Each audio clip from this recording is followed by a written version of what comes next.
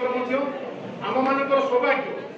आज आमर केन्द्र में आमर सरकार अच्छी राज्य सरकार अच्छी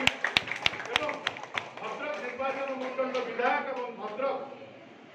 जिलार सांसद भारतीय जनता पार्टी और ताठू बड़ कथा है जे उच्च शिक्षा मंत्री अच्छा सी भी भद्रक जिलार प्रतिनिधित्व जो दीर्घ दिन भद्रकवासी जो स्वप्न थिला भद्रक एक विश्वविद्यालय स्थापन हो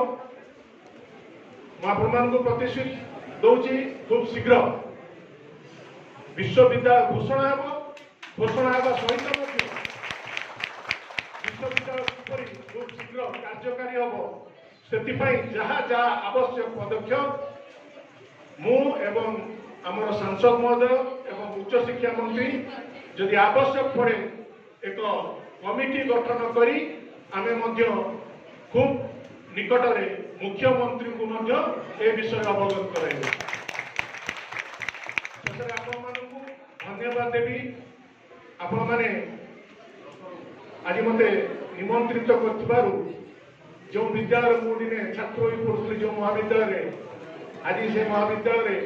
जो माने मोर शिक्षक थे से शिक्षक सामने सम्मुखें आज अतिथि रूपे बसी पारिथिबारु निजको सौभाग्यवान मन करुछि। धन्यवाद।